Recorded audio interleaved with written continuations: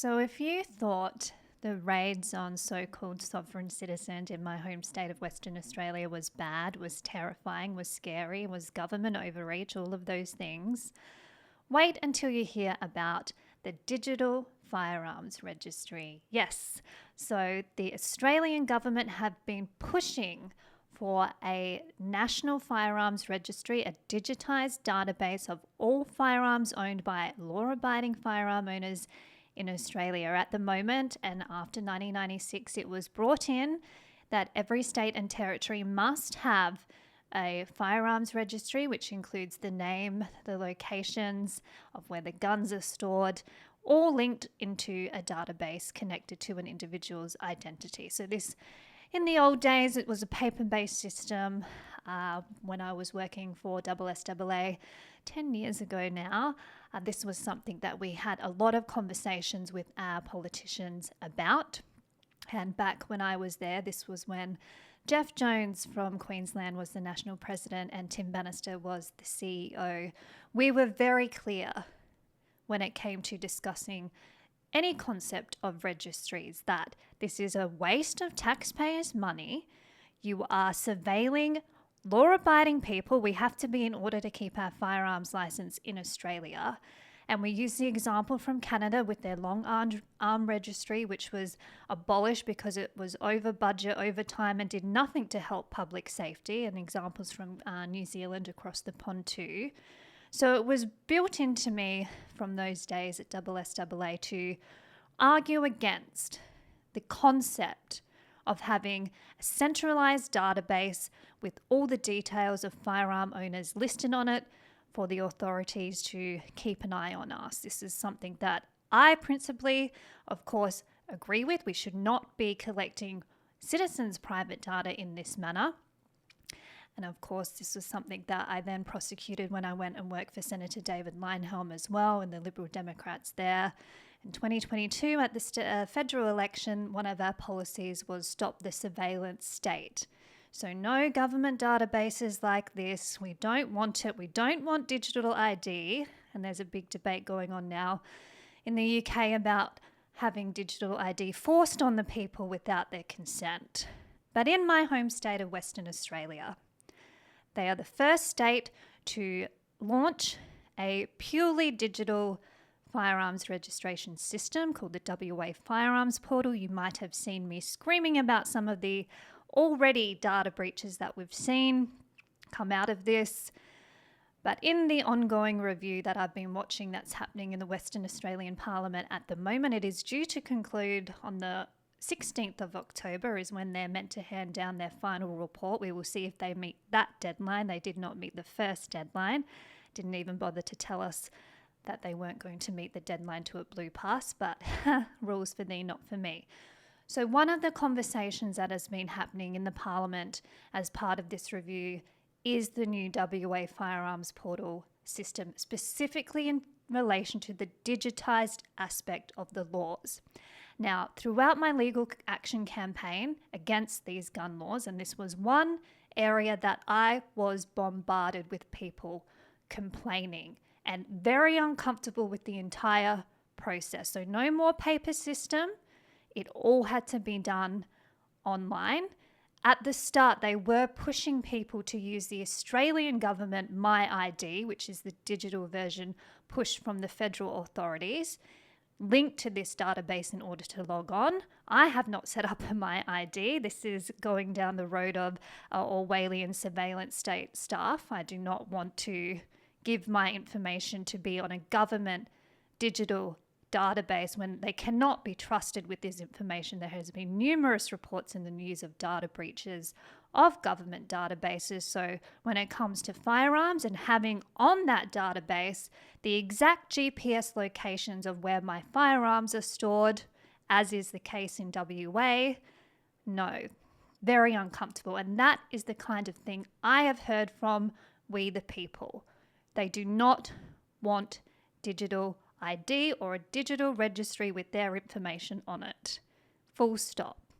And people should have freedom of choice to participate in this or not. But we do not get those choices anymore in a democracy in WA in 2025. So I just want to play some videos in relation to the digital database and the WA firearms portal. I have a clip from the Sporting Shooters Association of Western Australia, who is led at the moment by Paul Fitzgerald. Previously, when I worked for SSAA in the national office, I had a lot to do with Ron Bryant, who was the former president in WA. Great bloke. We had a really good working relationship.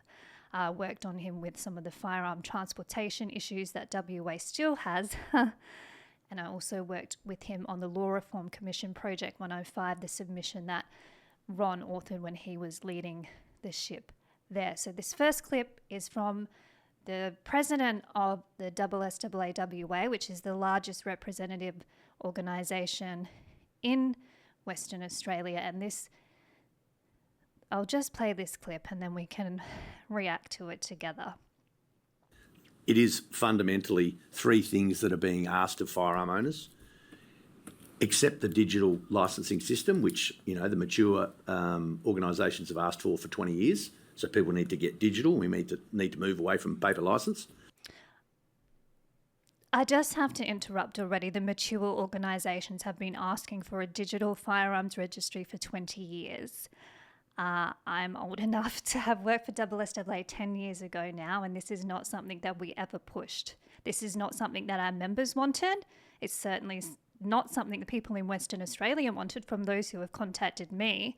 So I'm really curious to see where this testimony, this is under oath, by the way, so this is, I swear to tell the truth, the whole truth, and nothing but the truth. I do not recall in 10 years ago when I started working at SSAA for 5 years of my life and then went across into politics to make more of a difference.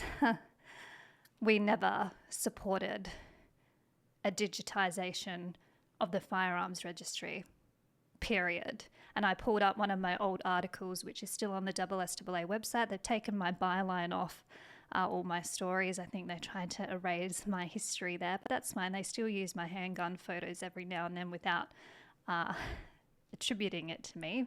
Hopefully people know who I am by now. But I've just pulled up a story where we've written, spending millions of taxpayers' dollars tracking known firearms that are in the hands of law-abiding citizens will do nothing to stop Australia's problems with illegal firearms. So I just don't understand where this has come from. It's not accurate representation of the organisations when I worked for them, certainly. But as I said, we have seen a change in culture of the organisations and the establishment and the leadership, who are now testifying in front of Parliament House and putting on the record that the mature organisations support this. So I'm sitting here on all these emails from you, the people. I added this to the long list of complaints that I raised with my KC, my King's Counsel and lawyers when we were going through the letter of opinion on these laws. And I said, well, I'm getting a lot of questions about the Digital ID and this bloody online portal bullshit. Basically, we don't want it. How do we work around it? Is this legal? And you've just had your representative get up in Parliament House in front of the politicians and say, go for it, boys. We are mature and we agree. Do you think about the bigger picture with this stuff? Because I know, maybe there was a conversation at one of these consultation things and only the approved representatives who are part of the oligarchy of WA got to wheel and deal some things we might feel uncomfortable with, but we'll get the people there. We'll defend the WA firearms portal breach when that happens. We'll be the spokesperson for the state so you can get this across the line because we are mature. Where's the feedback from the members? Because this is very different to the people I have been speaking to and the people I have been helping. And then I turn on the telly, okay, let's see, what are we going to do? How are we going to get rid of this? I'm just going to play it again so you can hear it one more time. It is fundamentally three things that are being asked of firearm owners. Accept the digital licensing system, which the mature organisations have asked for 20 years. So people need to get digital. We need to move away from paper licence. Satisfy the regulator that you have some safe storage to put the guns in, and tell us that you've got somewhere to use the gun. Safe storage. So some people might accuse me 10 of mil being safes sympathetic at to the the way sum. that WA Police have approached that, but they are essentially the three things that they're asking for. And if they had managed to grip that up and communicate that to 80,000 people in the form of a simple electronic communication and not Digital communication. come across killing ants with sledgehammers, which is what they've fundamentally been signalling to the firearm community, you will do this, otherwise we will enforce this. That's not how you engage with what are That's what they're a doing. huge part of the West You Australian will community. think like who, by this, and or we large, will come and are raid the your home. licensed, law-abiding people. If you threaten anybody, it doesn't augur well. You don't get much good positive feedback. And I think the temperature's changed a little bit with the way that the police are engaging with people. They're throwing Very a lot of much money and a lot of so. staff and Lot of the licensing services Get in in the Cannington. doors, yes. I don't know that, to be honest with you, this far down the track, we're about to enter the third tranche of people needing to go through transition this year. And I think the horse has probably bolted on how WA Police impart that information. I think they probably set all this in motion and they've been chasing their tail ever since. Why are you defending the police? I'm sorry, this is going to come across really harsh, and we need to be united, and Lady Liberty and her drivel, she doesn't help, and she's in Texas anyway, isn't she? I am still talking to people and helping them get through this absolute diabolical mess that is a result of these new gun laws that you as a leader in WA for the biggest organisation has been invited to the table. I haven't, because I'm not an approved representative organisation. And you have just, I would say it's thrown us under the bus. How am I meant to fight this? What do you want me to do now? Once again, I have to be the one to stand up and say what the bloody hell is going on in Western Australia. We do not want a digital ID. It is bad, very bad. This is on the way to a social credit score stuff now. Read a history book, please.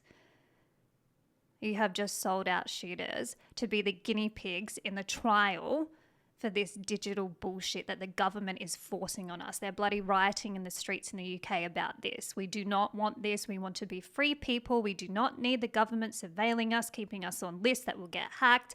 And then all of a sudden our homes are getting broken into because the GPS locations are on these digital, very mature digital databases. So mature. I just can't anymore. So let's have a look at what the cops said about the WA firearms portal. I have a few questions regarding that. This is the there were a Greens number of complaints representative. I'll have to turn him up a bit. And the Auditor General last year reported that the portal will not be due ready for October next year. So noting that, was it the case that the portal was just not ready by 31st of March this year? No, and in fact, can I first acknowledge the extreme frustration felt by many. I think we are the first to acknowledge that the early portal first release had significant challenges between my ID and the portal itself in rationalising the names to make sure that they were the correct persons who were logging in. That has a lot to do with security of the system itself, to make sure that the right people who are giving firearms licences are in fact the people who they say they are, and meeting those ID challenges was quite difficult. The date was always set to be that date for the first tranche release because that is the date of the commencement of the Act. We certainly worked very hard with our firearms community, who, can I again reinforce, have been extremely overwhelmingly sensible and helpful, understandably frustrating for them, but when we have contacted them and walked them through those processes as we fixed certainly bugs in the system, it has vastly improved today, where now we see thousands of people on the system and working through that transition. And We didn't have a choice though. And that has been the biggest complaint from people. And you've set up this branch in Cannington. I lived in Canning Vale, that's why. People do not want this just because you are helping them with the process that they don't want to be a part of. Oh, thank you, Mr. Policeman. Please. I'll play some more. And you mentioned the Commonwealth. Was it My ID the main source of the issues between the two systems? So the challenges of the portal have been two main areas. One is the alignment of identity held by the Commonwealth and identity held by the state. And the best way I can describe that is going back years, people were able to get driver licences in Western Australia under shortened names, no middle name, just an initial rather than a full name. They may have anglicised an ethnic name. They may have done a range of things, but under their passport and birth certificate, it was their original name. So when we tried to align the two names, essentially it didn't work. So that was the first thing that we had to resolve, and that was the one that probably caused the greatest amount of frustration for all of our good firearm owners here in WA. The second one is a very similar part to that, is the landgate data and people's properties. Again, historical data, different versions, the way of collecting over many, many years. We had to align all of the property-based data with what we had in the portal. And again, as much as it created significant frustration for our firearm owners here in WA, we wanted to make sure it was right, because I think once we can get the data correct and we're confident that is your ID, you have a genuine need, you're a fit and proper person, we know the land that you either want to provide hunting permissions to or that you want to shoot on, at least we've got it all settled in a digital system, and it will be ready for the National Firearms Register in its most accurate form, because I think that is important. As people in the future move around the country, at least we know the data we're providing to the National Firearms Register is correct. And I'm pleased to say we're probably one of the most advanced states when it comes to having a digital system ready to feed into the National Firearms Register, and many others are not, and they're still on their paper system, which has been identified as a significant risk to the safety of the community, but also even just participating in the National Firearms Register. So did you hear that? Because there is currently non-digitised firearm registries in Australia, the community is at risk right now. How have we gotten this far? This should be state of emergency stuff if this is true what he's saying. It is just too risky to not have the details of law-abiding firearm owners on a digital registry. We just cannot have a peaceful society without it. The other thing he was talking about in relation to Landgate, this is another portal that has been set up for landowners to go in and upload all sorts of information about their private properties in order to grant approval for the hunting permissions, of which you can have up to 15 now. But all of that information on someone's private property, if they are having hunters on there, is also in the Landgate database. So they're not only collecting individual information about the person as a firearm owner, they also need to know everything about your land too, including pest density reports, all that kind of thing, that the government just needs to know, because we cannot be safe without it. Every day that goes by that we do not have a national firearms registry in Australia, it's just, we cannot continue in this unsafe manner according to the authorities. And who voted for this? Who wanted this? You better not say you do not consent, otherwise you'll be labelled a sovereign citizen. You have to do this to get a firearms license and your hunting permissions in WA. You have to do the digital bullshit, which the mature people agree with.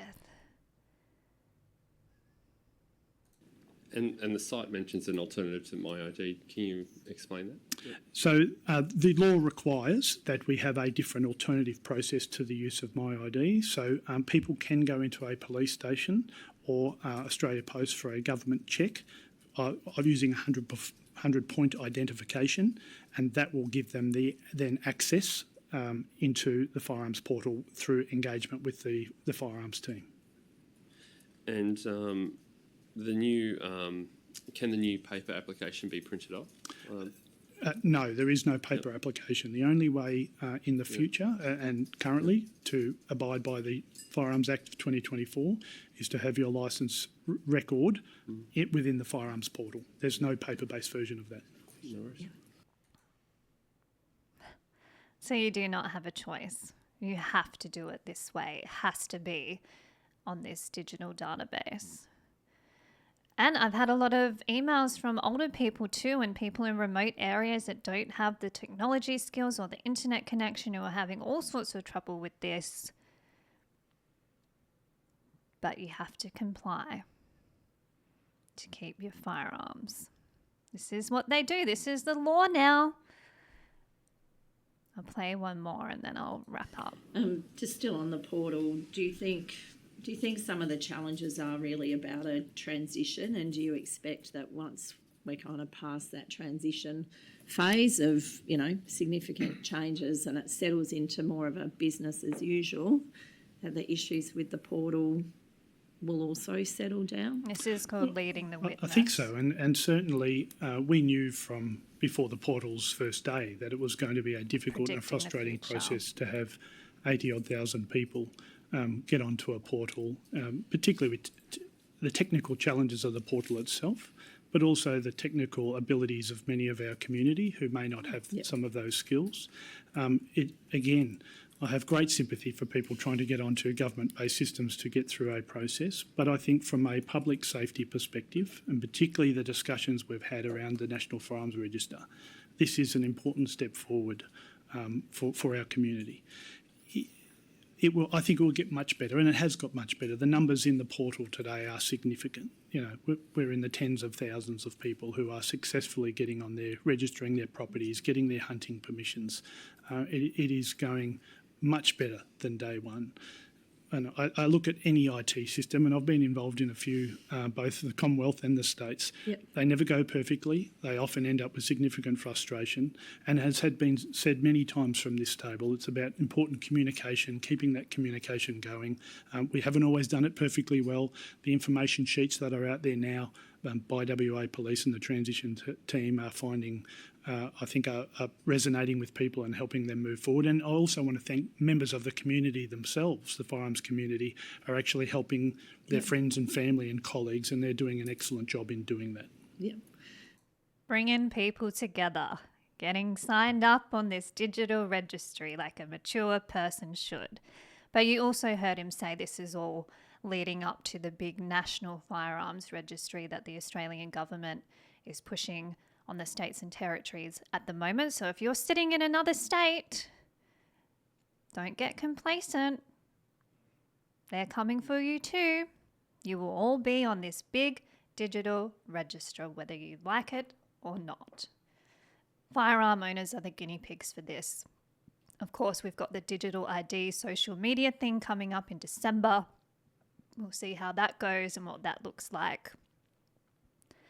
But this to me is just as galling and worrying as the raids on the so-called sovereign citizens for their views, attitudes and opinions. And the thing about communication, he keeps saying that too. We do not like what you're saying. This is not a two-way conversation about what we the people want and feel comfortable with, and what you as the authority who are sitting there saying, we the police need all of this, otherwise the community isn't safe. This is the conversation going on, and there's no way now that we can negotiate our way out of this when we've just had the representative of the biggest organisation representing shooters in WA testify under oath that this is what the mature people want. So I'll keep trying to fight this.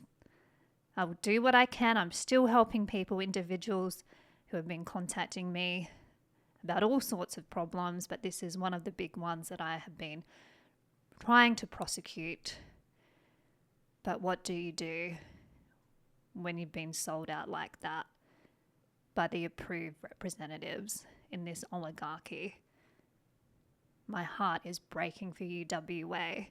And please, I will do everything I can to help. But this is We do not have conversations like this over here. I've been to a few gun groups, gun events, GOA, Gun Owners of America, Second Amendment Foundation. Even the mention of a registry is shut down very quickly. We, the people, do not want that. Very different culture in Australia. We have a big fight ahead of us. I'll be back with some more videos soon. I'm Kate Fantinel or Lady Liberty Australia. Thank you for watching.